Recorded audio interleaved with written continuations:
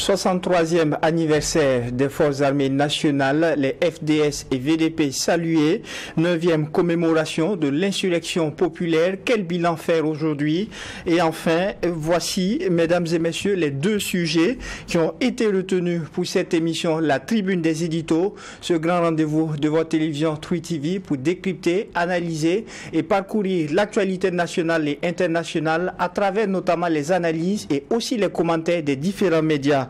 Pour le décryptage de ces sujets, je suis accompagné par 4 professionnels des médias que je m'en vais vous présenter. Nous avons Joachim Vokouma, directeur de publication du journal en ligne Kasseto.net, Daouda Kinda, rédacteur en chef du journal Le Quotidien, Michael Tougri, rédacteur en chef de Twi TV et Idriss Koumbem, journaliste à la Radio Liberté. Les Forces armées nationales ont célébré le 1er novembre dernier le 63e anniversaire de leur création. Même si les contextes n'ont pas été les mêmes durant ces 63 ans, eh bien, au niveau du bilan, on retient entre autres que sur 63 ans d'existence, l'armée aura passé environ 50 ans de gestion à la tête du pouvoir. Joachim Vokouma, 63 ans d'existence. Pour nos Forces armées nationales, qu'est-ce que vous retenez en termes de bilan? Bon, bilan militaire, on peut retenir qu'ils ont protégé le pays en 1974, il y a eu une guerre avec le Mali, puis en 1985 aussi également encore avec le Mali, on appelait ça la guerre des pauvres.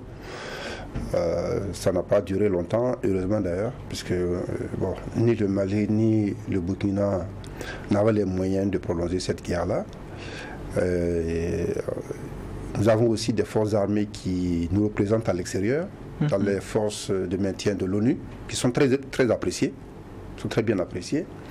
Et pour la petite histoire, il semble que c'est parce qu'on avait besoin de cadres au niveau de l'armée pour alimenter beaucoup plus les missions de l'ONU qu'on a fait une brèche pour que les étudiants qui étaient à l'université puissent intégrer aussi l'armée, dont a profité un certain capitaine Ibrahim Traoré, aujourd'hui chef de l'État. Donc on a une armée qui est formée, qui est bien formée, qui est très appréciée à l'extérieur, mais aussi à l'intérieur, on a quand même assisté à une fracture, c'est-à-dire à partir de 87 jusqu'à la chute de Blaise Compaoré, à une fracture réelle entre le RSP, qui était vraiment la force qui avait les moyens, qui était entraîné au point avec les nouvelles méthodes de lutte, et puis il y avait le reste, le reste de la troupe, qui, bon, on va dire qu'il n'avait pas grand chose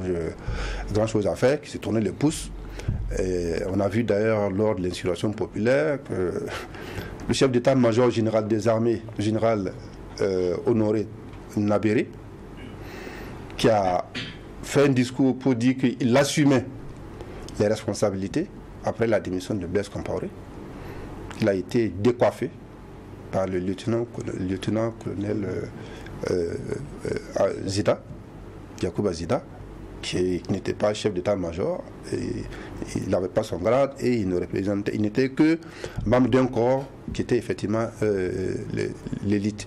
Donc ça c'est encore un des éléments de la guerre dans l'armée.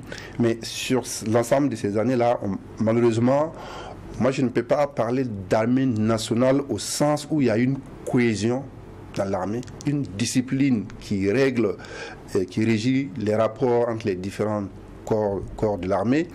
Il y a plutôt des clans, voilà, qui composent l'armée. Et chaque clan, depuis pratiquement 66, disons, on va dire à la 80, voilà, parce que sous la mise en œuvre, quand même, comme c'était le militaire le plus gradé, il y avait une sorte quand même de discipline, on respectait la hiérarchie, mais à partir de 80, avec le coup d'État de Césaire-Mbo jusqu'à pratiquement le coup d'État de 87, on peut dire que l'armée, les grades n'ont pas totalement été respectés, puisque la politique est rentrée dans l'armée, a divisé l'armée, a créé des clans, si bien que les grades n'avaient plus tellement d'importance dès lors que la fonction primait sur le grade. Et jusqu'à aujourd'hui, ça se voit que voilà, il y a des frictions Il y a des frictions dans l'armée parce qu'il y a des postes politiques qui sont venus entrer dans le fonctionnement de l'armée. Et du coup, les officiers supérieurs, qui se retrouvent commandés par des officiers subalternes. Et ça, humainement, on peut comprendre. Mais à l'université, si vous dites à quelqu'un qu'il est assistant au lieu de mettre assistant ou maître de conférence, il se met tout de suite sur ses gardes et puis vous rappelle exactement. C'est la même chose. Donc, ça, je pense que ça, c'est le grand chantier de la réforme de l'armée. C'est pas qui va entreprendre cette tâche titanesque-là pour que quand même l'armée revienne à ses fonctions régaliennes de protection des frontières nationales. C'est ça le rôle de l'armée. Actuellement, nous sommes face à une crise, à des terroristes qui nous attaquent, et l'armée est sur tous les fronts, avec les moyens du bord. Je disais tout à l'heure qu'il y avait le RSP et puis les autres. Comme le RSP a été dissous après l'insurrection populaire, quand cette guerre est arrivée, il a fallu du temps pour qu'on forme encore des unités spéciales, que ce soit la gendarmerie, la police, même dans l'armée, pour monter au front. Et vous voyez le temps qu'on a mis pour avoir une réponse appropriée face à la menace. Aujourd'hui, on croise les doigts, on s'est dit que avec les réformes qui ont été engagées, les moyens qui sont arrivés et l'apport des civils, notamment les VDP, il y a une nouvelle dynamique qui est enclenchée. On espère que le Premier ministre a dit que, je ne sais pas si vous avez suivi, qu'il espère que d'ici la fin de l'année, c'était à Pouitenga, cette affaire du terrorisme sera derrière nous. Donc dans 2 mois, cette guerre, normalement, on ne devrait plus en parler. Donc, il est Premier ministre, il a les informations quand même de dernière minute, de pointe, donc il sait de quoi il parle. Moi, je suis très content de l'avoir entendu comme ça, et moi je m'accroche à ses propos en me disant qu'il faut tenir encore 2 mois et puis on va avoir la paix. D'accord. Alors, Michael Tougri, c'est un bilan qui est quand même assez mitigé qui a été fait par Joachim Vaucouma. Vous, qu'est-ce que vous retenez pour Joachim Vaucouma de 1960 à 2023? Ce qui a manqué, c'est la cohésion au sein de l'armée et plusieurs autres facteurs. Qu'est-ce que vous pensez en termes de bilan? Dans votre mot introductif, vous l'avez dit, l'armée, c'est 50 ans de gestion de pouvoir. Ça fait au bas mot une dizaine de coups d'État. De 60 à septembre 2002, on a autour de 9, une dizaine de coups d'État que notre armée a perpétués. Je ne suis pas sûr que c'est le rôle d'une armée comme ça.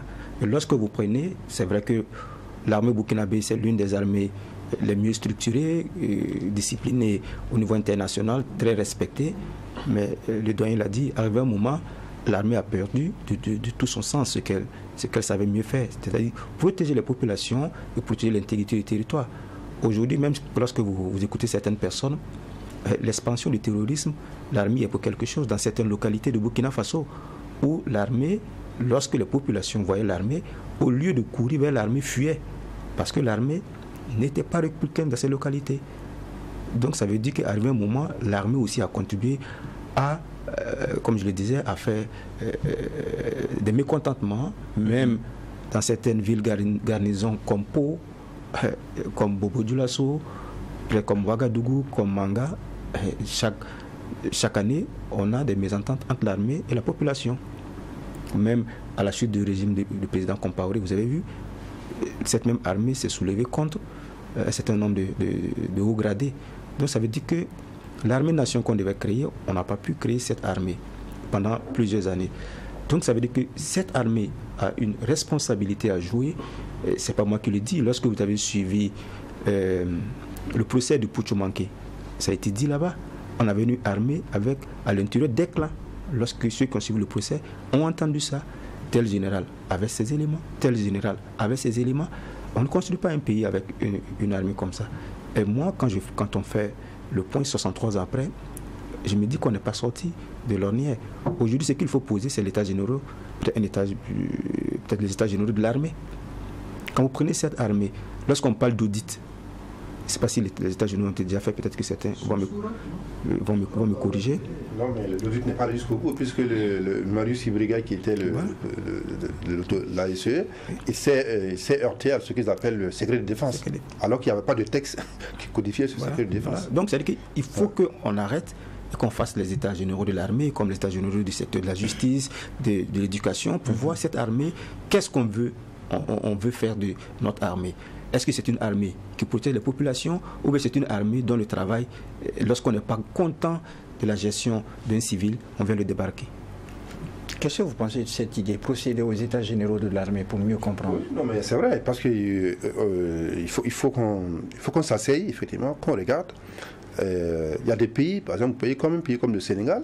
Vous avez vu qu'il y a une grosse crise en 2021. Moi, je suis allé là-bas, j'ai vu encore, il y avait les séquelles. Même jusqu'à présent, il y a une grosse crise, mais il n'y aura pas de coup d'État au Sénégal. Il n'y aura pas de coup d'État, parce que tout simplement, l'armée a compris sa mission. En tout cas, il y a une mission qui a été dévolue, elle a bien compris, et elle ne s'immisce pas dans le champ politique. Il y a eu la crise avec la Casamance, effectivement l'armée a géré ça, mais sur les crises politiques internes, l'armée ne se mêle pas de ça, elle laisse les civils agir, la justice, la police et tout. Je pense que c'est ce à quoi il faut qu'on arrive, qu'on redéfinisse clairement les missions de notre armée, comme il a dit, pour que l'armée soit protectrice et qu'elle se départisse d'un certain nombre de comportements qui sont effectivement contre-productifs et qui poussent même les populations et la société, mais à l'Est également, c'est arrivé. C'est-à-dire, les terroristes ont prospéré sur les mauvais traitements que les corps habillés ont infligés aux populations. Les terroristes ont dit, vous voyez comment ils vous font? Non, nous on vient pour vous protéger, comme ça. C'est dans un premier temps ce discours à porter. Évidemment, avant que ça ne soit bien perçu, mais c'est ce comportement-là qu'il faut qu'on arrête. Mais des états généraux, effectivement, c'est une très bonne idée qu'il faut creuser pour qu'on redéfinisse les nouvelles missions de l'armée. D'accord. De 1960 à 2023, 63 ans d'existence pour nos forces armées nationales, mais 50 ans de gestion de pouvoir d'État également. Qu'est-ce que vous pensez en termes de bilan? Alors je pense que avant de répondre à la question, c'est l'occasion pour nous aussi de rendre hommage à toutes les forces de défense et de sécurité et aux volontaires pour la défense de la patrie, ainsi qu'aux populations qui vivent dans des zones à fort défi sécuritaire. Ce sont des combattants aussi.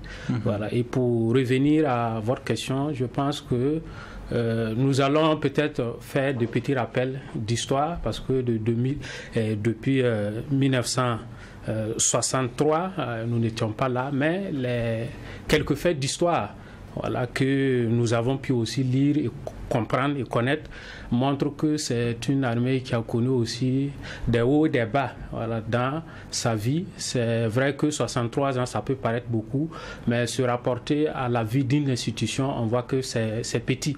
Une institution à la taille de l'armée qui a 63 ans, on peut dire que nous sommes déjà peut-être les premiers pas.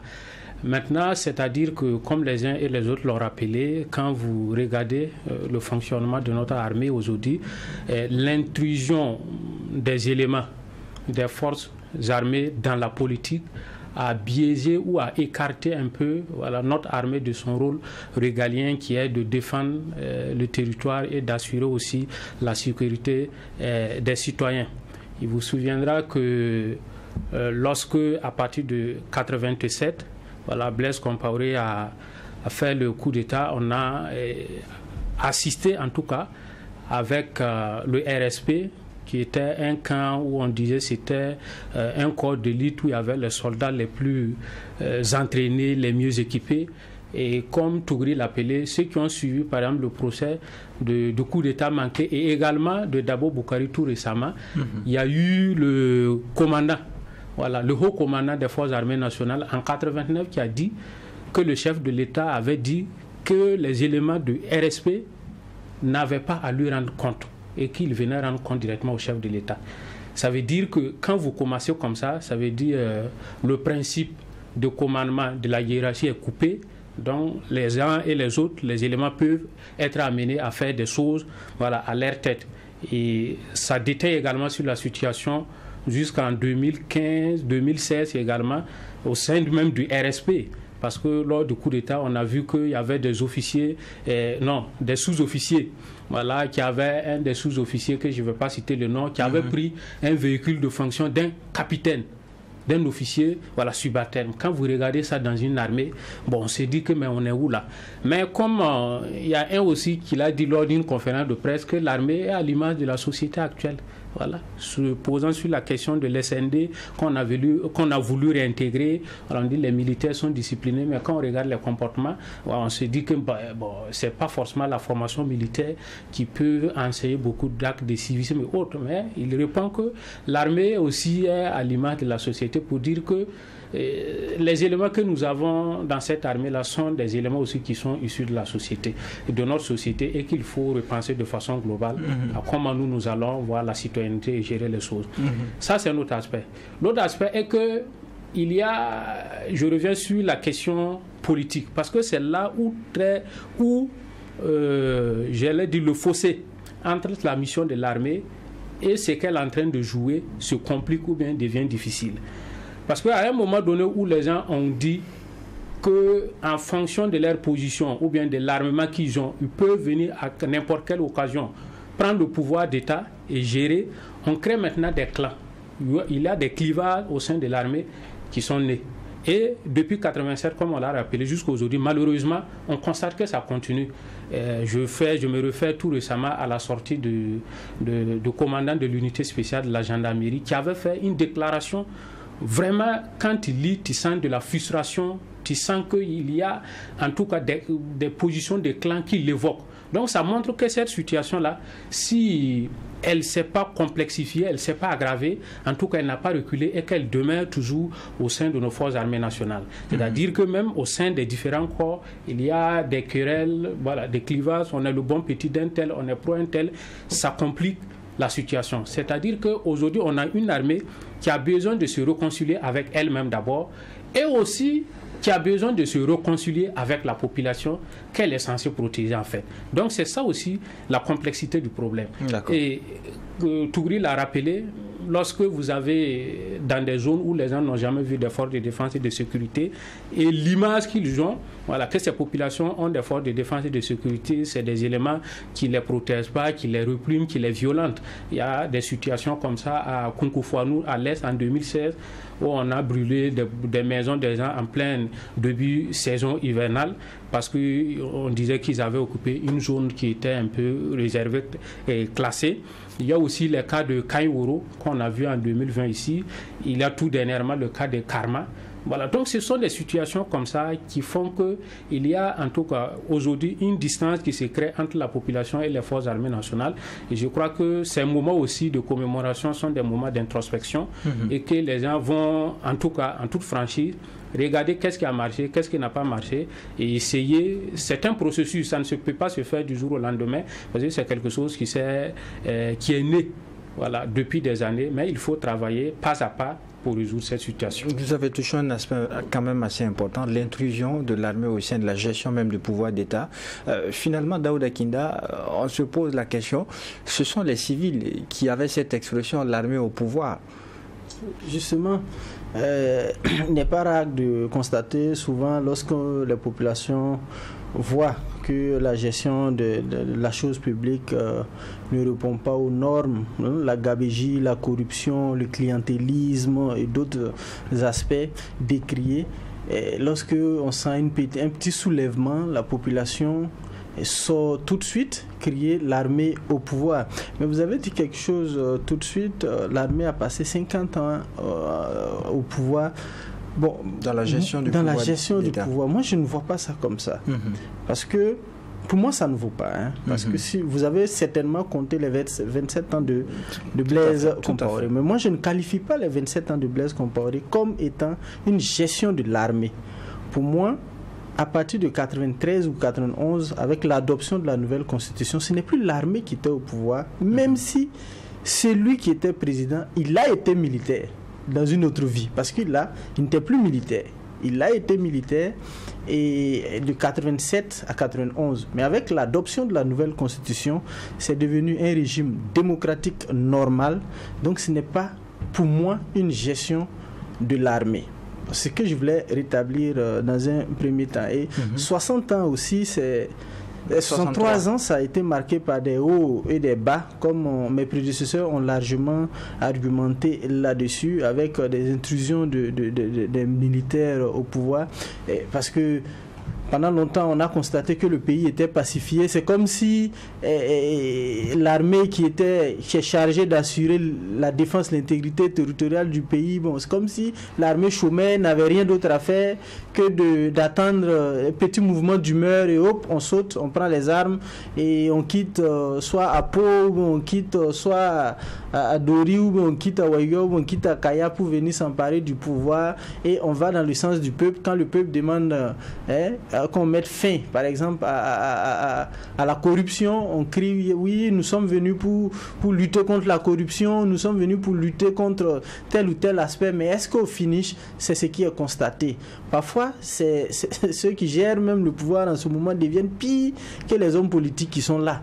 C'est ça, puisque plus on est au pouvoir, on est aux affaires, on est confronté à un certain nombre de réalités qui font qu'on est obligé de faire plus que ce que, ou de pire même que ce que les hommes politiques font. Donc, pour moi, 63 ans, c'est un moment d'introspection. Notre armée doit pouvoir se regarder face à la glace, pouvoir dire qu'est-ce qui a marché, qu'est-ce qui n'a pas marché, pourquoi est-ce qu'à chaque fois l'armée il est obligé de venir prendre le pouvoir pour rétablir certaines choses. Donc l'armée doit pouvoir se mirer, faire son introspection et puis peut-être prendre des initiatives pour éviter que dans l'avenir on puisse rencontrer de ce genre de situations. Et quand vous regardez 63 ans après, le bilan est-il positif selon vous? C'est difficile pour moi de qualifier. Voilà, c'est difficile pour moi de qualifier parce qu'on est dans un contexte vraiment très difficile marqué par le terrorisme.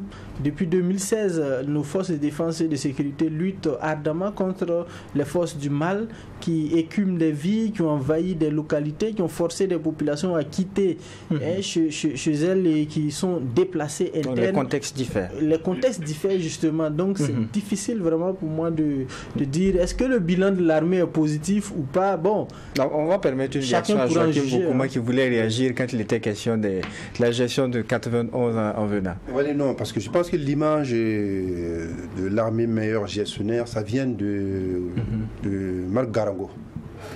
Dans cette période qui a été, qu'on appelle la Garango, où il a mis en place vraiment un régime rigoureux de gestion des finances publiques avec vraiment une rigueur qui a permis de limiter la faillite de l'État burkinabé, de renflouer les caisses. Je pense que cette idée-là qui est restée dans l'esprit des Burkinabés, que bon, les militaires gèrent bien les finances publiques que les civils.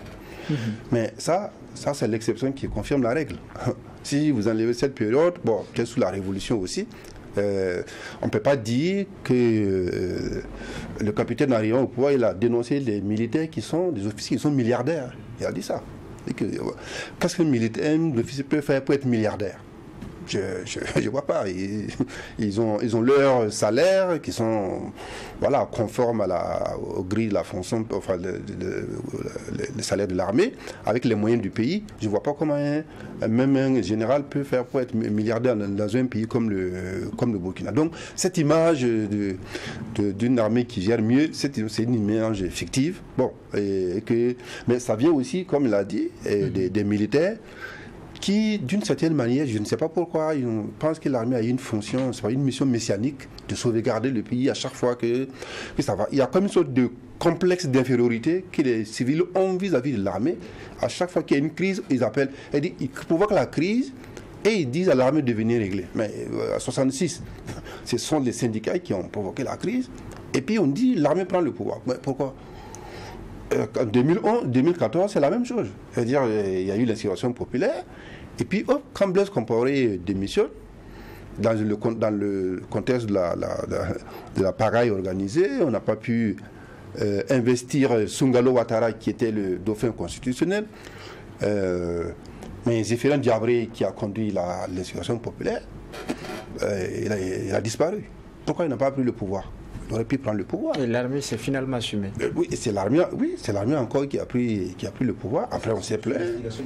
Oui, sur l'investigation, oui. Ce sont les civils qui ont amené quand Zida s'est présenté à la place de la nation, ce sont les civils qui l'ont amené, qui l'ont hissé sur sur le char, et il a dit que l'armée a pris ses responsabilités, tout le monde était content. Bon, pourtant, qu'est-ce que l'armée a fait? Au contraire, l'armée n'a rien fait. Donc, il y a aussi une responsabilité des civils. C'est pour ça qu'il faut peut-être que les Burkinabés se disent que c'est pas comme une conférence ou je ne sais pas quoi, un forum, mais qu'on s'asseye et qu'on définisse clairement les règles, que les civils sachent que si le pays va bien, c'est leur responsabilité en termes de gestion.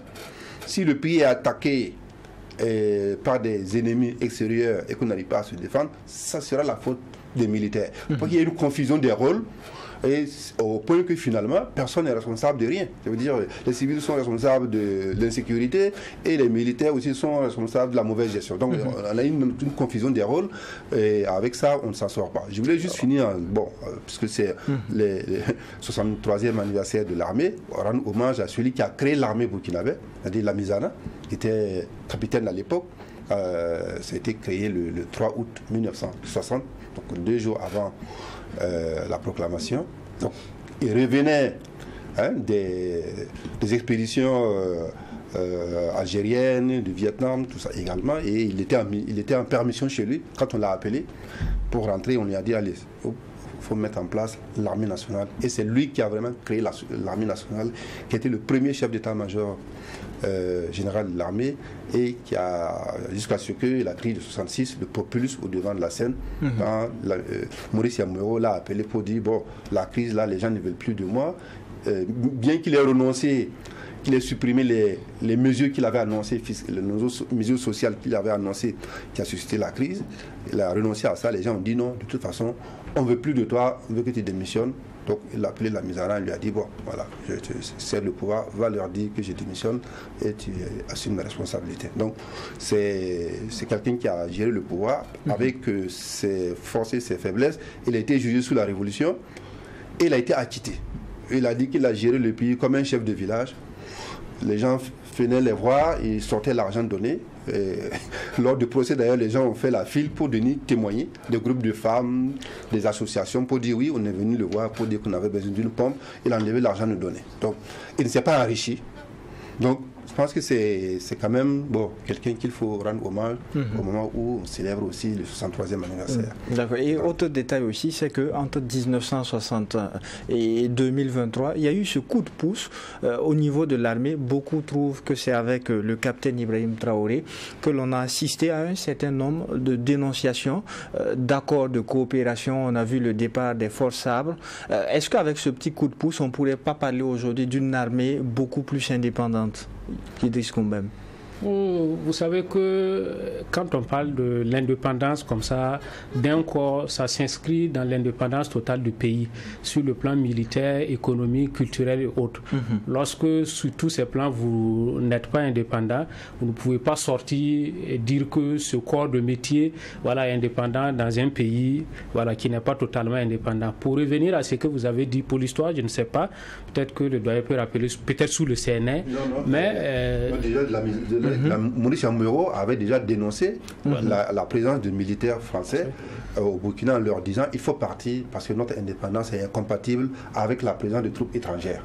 Ça n'a pas été facile, mais finalement ils sont partis et sans avoir détruit tous les équipements qui restaient, le matériel, pour éviter que la nouvelle armée burkinabé qui venait de naître en profite. Donc c'était pas un premier, c'était le premier acte souverainiste, on va dire les choses comme ça, que Maurice Yamouro a posé. Et depuis là, c'est après qu'on a appris comme ça que Sabre est venu. Sabre est venu, pendant longtemps personne ne savait. C'est les syndicats qui ont permis de savoir qui avait Sabre. Et avec ce départ des forces Sabre, on peut parler aujourd'hui d'une armée beaucoup plus indépendante, c'était la question. Est-ce que l'indépendance est liée à ça? Je ne sais pas. Est-ce que c'est le seul critère? Le fait qu'il n'y ait pas de troupes étrangères sur notre sol, est-ce que c'est un signe d'indépendance? Ça, c'est une question qui me paraît un peu plus complexe. La réponse n'est pas si simple que ça. Et allez-y, continuez. Alors, je voulais ajouter que, en plus de ce qu'il a dit, pour parler d'indépendance, c'est quoi? C'est-à-dire que, en termes d'équipement, tout, vous êtes à mesure, peut-être de fabriquer même. Maintenant, je ne sais pas si au sein de notre armée aujourd'hui, voilà, est-ce qu'on fabrique même des munitions, des fusils ou autres dans notre pays? Voilà, il faut la fermer. Voilà. Donc, quand vous n'êtes pas à ce stade-là, véritablement, il ne faut pas parler d'indépendance. Parce que quoi qu'on dise, l'idée ici d'indépendance, là, est que c'est vis-à-vis de la France. Maintenant, quand on quitte la France pour aller sur un autre aussi, bon, c'est toujours une forme de domination. Donc, on ne peut pas parler d'indépendance à un moment où vous-même, vous n'arrivez pas à produire tout ce que vous voulez, voilà, pour assurer vos missions. Donc, quoi qu'on dise, que l'on quitte la France pour aller dans un autre côté, ça peut peut-être être profitable, mais vous restez toujours dépendant, voilà, de quelqu'un. D'accord. À l'occasion de ce 63e anniversaire de nos forces armées nationales, le chef de l'État, le capitaine Ibrahim Traoré, il a rendu un hommage au FDS et aussi au VDP, volontaires pour la défense de la patrie. C'est bien mérité, selon vous? Oui, c'est bien mérité, puisque quand le capitaine est venu, il a dit quoi? Sa priorité, c'est la reconquête du territoire. Mais qui va reconquérir ce territoire-là si ce n'est pas les forces de défense et de sécurité et les volontaires pour la défense de la patrie? Donc je pense que la première personne qu'il doit rendre hommage, c'est d'abord les VDP et les forces de défense et de sécurité qui font un gros boulot sur les différents théâtres d'opération. Chaque jour que Dieu fait, on voit des missions de reconquête du territoire, de réinstallation des populations un peu partout, ça et là. Donc je pense que le président du Faso, en tant que chef suprême des armées, lorsqu'il fait ça, ça veut dire qu'il attache une attention particulière à ces personnes qui sont loin de leur famille, loin de leur maison. Donc je pense que c'est mérité. Cet hommage, il est mérité. Et c'est tout d'ailleurs ce que disent nos confrères du journal Le Quotidien. Vous avez dédié un édito spécialement au VDP, l'édito intitulé « Un hommage mérité pour nos FDS et VDP ». En effet, c'est notre édito du jeudi 2 novembre. À l'occasion de la 63e, de la 63e fête de l'armée, nous avons rendu un hommage vraiment vivant aux forces, non seulement aux forces de défense et de sécurité, mais aux volontaires pour la défense de la patrie. Ces civils-là qui ont décidé de laisser toutes sortes d'activités pour pouvoir se mettre dans la danse, pour devenir des gens d'armes, pour pouvoir libérer leur localité, pour permettre au pays d'être, j'allais dire, recouvrir son intégrité territoriale sur toute l'étendue du territoire national, du nord au sud, à l'est, à l'ouest, partout on voit ces VDP-là qui sont devenus même par endroits le maillon essentiel de la lutte contre le terrorisme.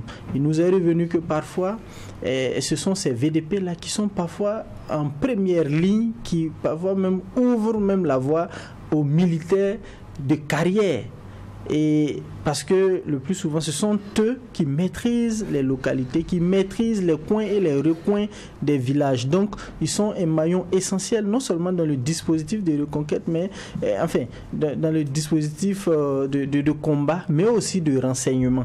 Ils sont très essentiels aussi dans le renseignement. Toutes les opérations qui sont menées sur le terrain, il y a forcément des volontaires pour la défense de la patrie dedans, qui au prix de leur vie, qui au prix du sacrifice suprême, se battent nuit et jour, corps et âme, pour permettre au Burkinabé d'avoir son honneur, d'avoir sa dignité. Et tout Burkinabé quand même conscient voit véritablement ce rôle-là très important que ces militaires-là, ces volontaires-là abattent au quotidien pour la souveraineté du Burkina Faso. Et lorsque le capitaine Ibrahim Traoré il a pris le pouvoir, il a rappelé, comme on l'a dit ici, il a dit que sa seule préoccupation c'est de reconquérir l'intégrité du territoire national.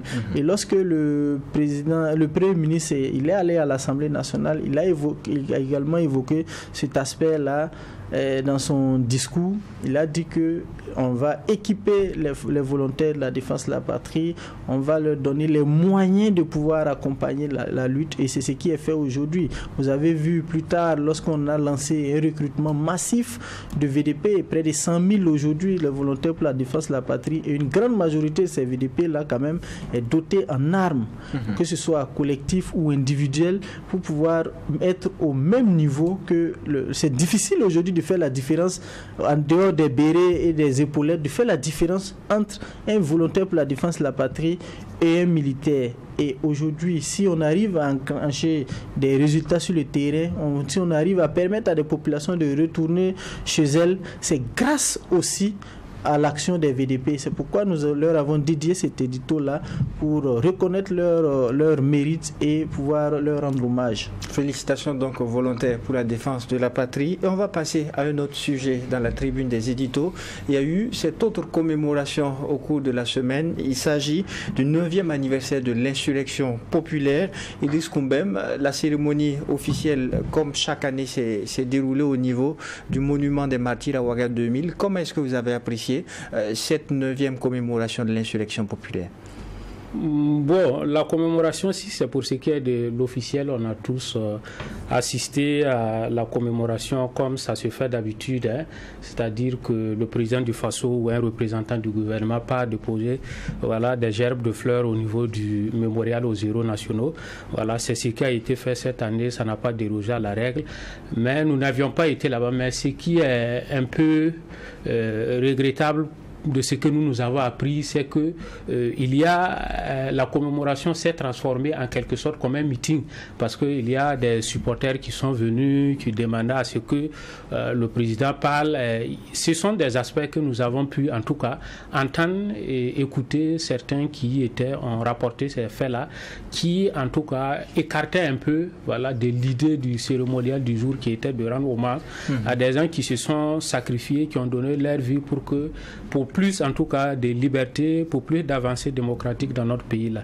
Donc de façon générale, pour ce qui est de la commémoration officielle, c'est toujours bien que les plus hautes autorités du pays se souviennent de cet acte héroïque que le peuple a posé en 2014 et qu'on perpétue en tout cas ce fait historique-là. C'est très important, mais comme on l'a dit, de façon générale, quand on regarde l'ambiance, on ne peut pas se réjouir, parce qu'avec toutes les tractations qu'on a connues de part et d'autre, avec des organisations de la société civile aussi et des organisations syndicales qui voulaient elles aussi commémorer aussi à travers d'autres actions, c'est vrai que même de part, on regarde, c'est ordinaire parce que même de par le passé, les années antérieures, ces mêmes organisations-là aussi commémoraient de façon à part. Le gouvernement faisait la commémoration officielle, et ces organisations-là aussi s'organisaient à leur niveau aussi et menaient des activités commémoratives.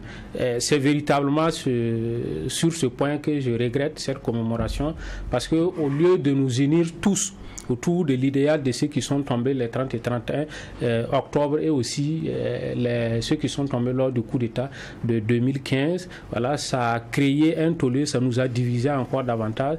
Les gens se sont éparpillés, d'autres ont fait des déclarations, des activités disparates. Donc dans le fond, je crois que ça n'unit pas, alors que l'esprit de l'insurrection est qu'on tirait leçon de tout ce qui n'a pas marché, parce que ce sont des faits qui ont fait qu'il y a eu l'insurrection, c'est de tirer et voir ensemble comment nous pouvons construire l'avenir de ce pays-là. Mais tout compte fait, on pense que les uns et les autres pourront revenir à de meilleurs sentiments, et on va se comprendre pour que de tels faits, on puisse ensemble, pour que ça soit plus ensemble pour commémorer et tirer vraiment les leçons pour que l'avenir soit radieux sur la base de ces événements historiques-là. Michael Tougri, est-ce que vous partagez le même point de vue qu'Idriss Koumbem, qui estime qu'on s'est un peu écarté de ce qui était attendu initialement?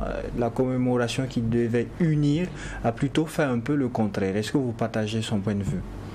Oui, je partage, puisque lorsque vous prenez cette transition, vous voyez que on l'a plusieurs fois répété ici, les Burkinabés ne sont pas unis.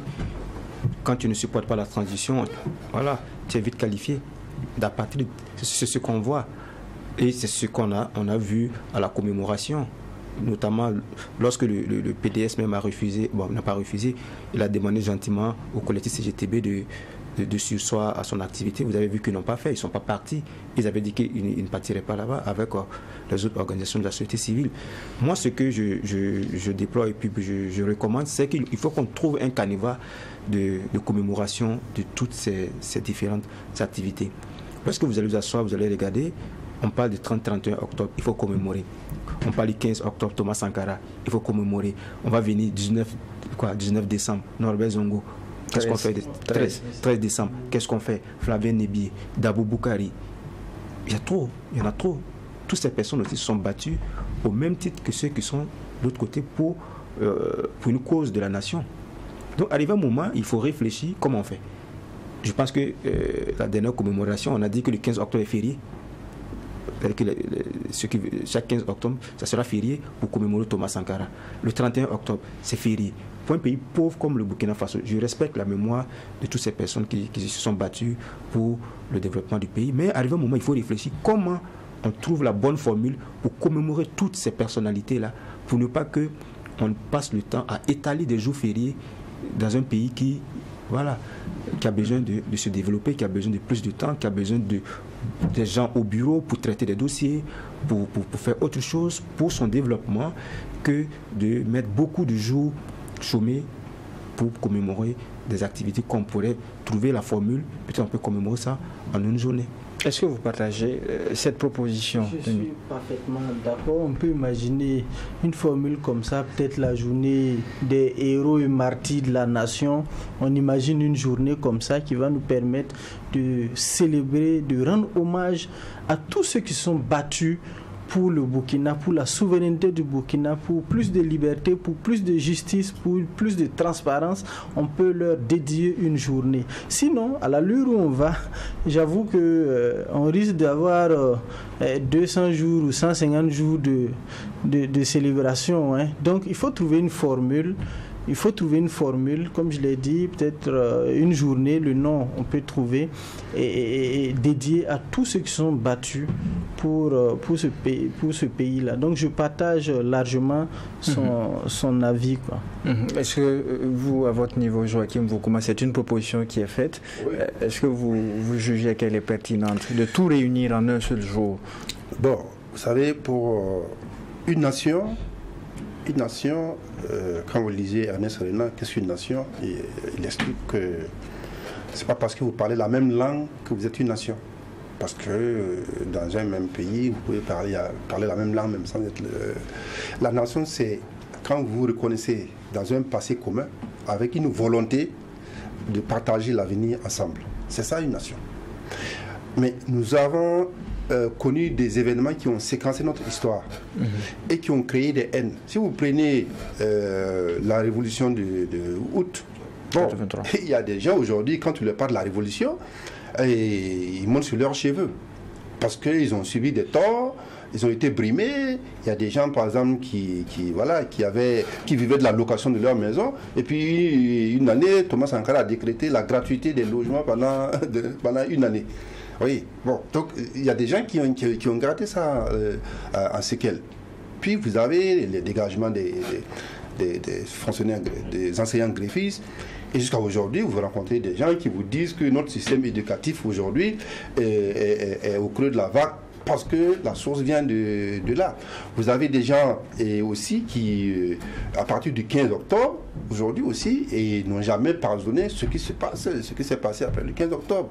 D'ailleurs, le 15 octobre récemment, lors de l'élévation de Thomas Sankara au rang de héros national, il y a des gens qui ont travaillé sous la Révolution avec Thomas Sankara, qui étaient ses proches, des militants assumés, mais qui ont continué avec Blaise Compaoré, mais qui n'étaient pas là.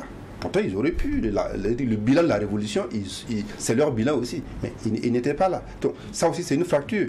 Et puis, même les événements de 2014, vous voyez, les militants du CDP, par exemple, eux, ils se sentent, quand on parle de la commémoration des événements du 31 octobre, bon, eux, ils vivent ça très mal. Je veux dire, c'est pas des moments de joie, que c'est des moments de souffrance, parce que voilà, ils ont perdu des maisons, on a incendié leurs maisons, on a incendié leurs outils de travail. Moi, j'ai passé 2 journées à photographier, à filmer des usines qui ont été incendiées, pillées, dans la zone de Kosodo. Donc ces gens-là, et j'en connais qui n'ont plus jamais retrouvé du travail. Donc aujourd'hui, tous ces gens-là, si vous leur parlez de la célébration du 31 octobre, vous voyez ce que ça leur rappelle comme souvenir. À un certain moment, il va falloir concilier les choses. Comment est-ce qu'on y parvient? Voilà. Ça, effectivement, mais est-ce qu'on se pose d'abord cette question? C'est vrai que le contexte ne nous permet pas de poser tranquillement, calmement, l'avenir de notre pays. Comment quel est le pays qu'on va léguer à nos enfants et nos petits-enfants? Parce qu'il y a la crise sécurité qui est là et qui nous frappe. Mais ça, c'est une question qu'il va falloir quand même un jour effectivement régler. Et puis l'histoire d'un pays aussi, ouais, c'est un peu idéologique. Il y a des faits qu'on sélectionne, qu'on garde. Et on dit c'est ça qui représente notre pays. Et puis, bon, ça ne va pas contenter tout le monde, mais tout le monde va trouver l'essentiel de ce qu'il faut. Et ainsi aussi, on va créer ce qu'on appelle l'âme d'un peuple, l'âme d'un pays, et dans laquelle tout le monde va se reconnaître. Et peut-être pour les générations qui vont venir, ils pourront quand même tous créer une nation, se reconnaître en tant que Burkinabé. Mais là, il faut poser les jalons dès maintenant, parce que c'est quelque chose qui ne se fait pas dans le court terme. Comment on arrive à concilier? Allez-y, dites vous-même. Alors, donc, c'est juste rappeler, comme le doyen venait de le dire, par exemple, pour les événements, en tout cas, que l'on commémore à longueur d'année, chaque année là, si l'on dit qu'il ne faudrait pas qu'on trouve une formule pour mettre tout ça ensemble, ça ne peut pas marcher d'abord. Pour certains cas, ça peut aller, mais pour certains, ça ne peut pas. Il faut repartir aux origines. Ça n'ira pas pour quel cas, par exemple? Parce que, comme il a rappelé, beaucoup ce sont des crimes politiques, souvent commandités par des régimes. Ne demandez pas à ces régimes-là d'accepter ou bien d'être au devant pour commémorer cela. Est-ce que, par exemple, le cas de Thomas Sankara, après 88 là, mais apparemment, on interdisait des gens chaque 15 octobre d'aller faire la commémoration. Et même le 13 décembre aussi, c'était sous le régime de Blaise Compaoré. Il n'était pas possible d'organiser les manifestations parce qu'on accusait en tout cas le pouvoir d'être commanditaire de ces assassinats-là. Donc ces pouvoirs-là ne peuvent pas être au devant pour commémorer. Donc il faut qu'il y ait d'autres forces qui maintiennent cela. Et ce sont ces forces-là qui ont maintenu. Et peut-être aujourd'hui, il y a eu des changements et on a des dirigeants qui sont favorables à ces forces-là. Voilà pourquoi ils sortent officiellement pour commémorer. Mais ce que je vais dire, comme il a dit, pour essayer de décrypter un peu cette situation-là, cette atmosphère, c'est de rendre justice, vérité et justice. Comme le cas de Thomas Sankara. On a désigné les coupables. Voilà, ils ont été condamnés. Maintenant, s'il y a d'autres cas comme Norbert Zongo aussi, il y a vérité, il y a la justice. On condamne les coupables. Maintenant, on peut voir ensemble, rassembler, voilà, pour commémorer maintenant, et c'est pour leur rendre hommage, parce qu'il y a eu la vérité, il y a eu la justice, tous ceux qui ont été identifiés ont été condamnés, et c'est clair. Sinon, pour les cas où il n'y a pas la vérité et la justice d'abord, sinon, pour vous, à l'étape actuelle des choses, on ne peut pas les mettre ensemble. On ne peut pas les mettre ensemble. Pour vous qui partagez ce point de vue... Je pense que cette période de transition-là, où carrément il n'y a pas de position partisane, je pense que c'est... On le laisse. Non, je ne veux pas parler de politique, en fait. Pour dire qu'il n'y a pas un parti politique qui dirige, c'est le moment idéal pour moi de pouvoir faire avancer les choses et pour pouvoir et régler ça. Sinon, si on va attendre un régime politique qui va venir, vous pensez que ça va se faire? Mais pour vous qui soutenez par exemple l'idée de tout mettre ensemble, il s'est expliqué, qu'est-ce que vous en pensez? Mais le problème c'est quoi? Il faut trouver la formule. Le doyen l'a dit, ça ne peut pas se faire en une semaine, en une année. Lui, il parle de justice et vérité. C'est l'idéal. Justice et vérité, Thomas Sankara, c'est combien d'années après? Plus de 30 ans après. Donc on attend 30 ans, vérité, justice, et puis on se met ensemble. Actuellement, on a la vérité et justice pour Norbert Zongo. Comment on fait?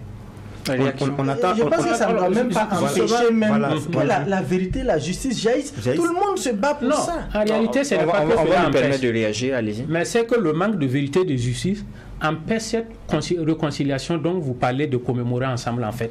Comment vous allez prendre peut-être les victimes et les bourreaux qui ne sont pas connus ou l'un indexe l'autre et l'autre aussi n'est pas sûr parce qu'il n'y a rien qui les dit d'abord pour ensemble se lever. Comme il a dit, par exemple, vous prenez les gars de CDP que l'insurrection populaire a mis sous le carreau.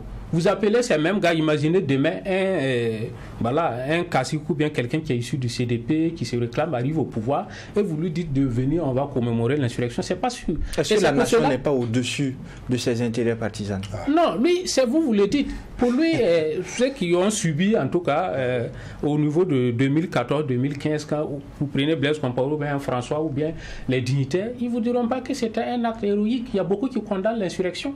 Oui, il y a certains qui condamnent l'insurrection aussi. Donc, dire qu'il faut prendre un acte, il ne faut pas penser que, bon, d'abord on dit c'est une période transitoire. Non, ce n'est pas évident. Ça, moi, je ne suis pas d'accord. Il ne faut pas voir cette transition-là.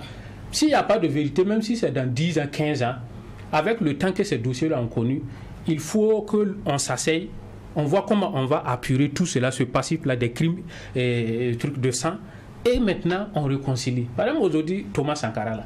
Bon, on sait déjà, personne ne va sortir sur dire que c'est Blaise parce que ça n'a pas de sens. La justice a décidé, ça a été tranché. Maintenant, on rend hommage. Maintenant, si ce sont des journées d'hommage qu'on veut rendre à des gars qu'on a tués, qui ont subi des crimes économiques ou de sang dans le pays, et qu'on les rassemble ensemble, ça peut aller. Par exemple, le dossier d'Abou Boukara a été jugé.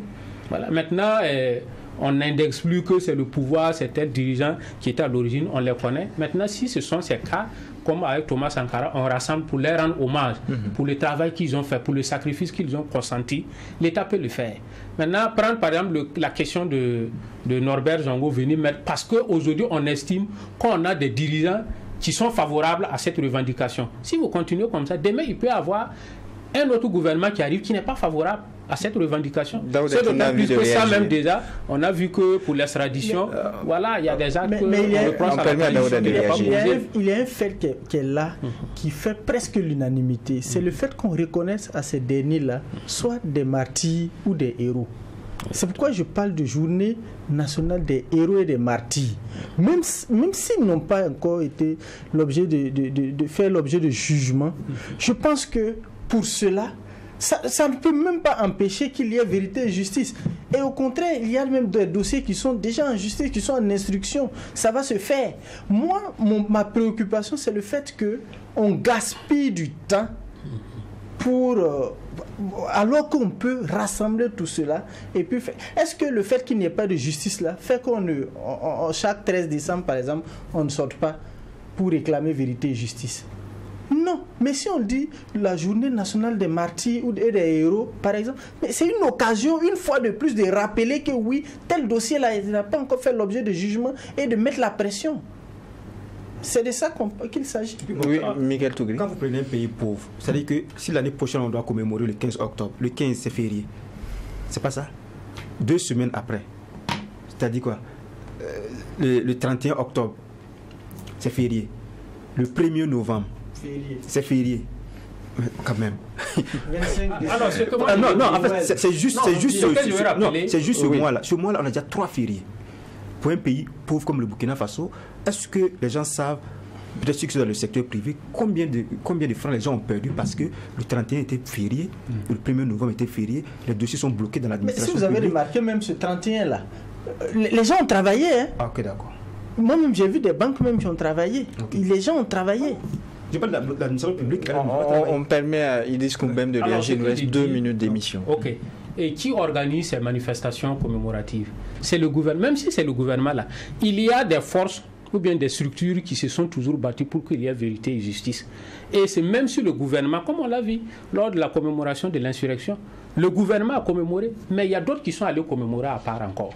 Donc ça veut dire que tous ceux qui ont tenu le flambeau, qui se sont battus pour la vérité et la justice des dossiers là, même si le gouvernement rassemble, tant qu'il n'y a pas vérité et justice là, ces mêmes personnes là vont aller organiser à part pour réclamer aussi vérité et justice.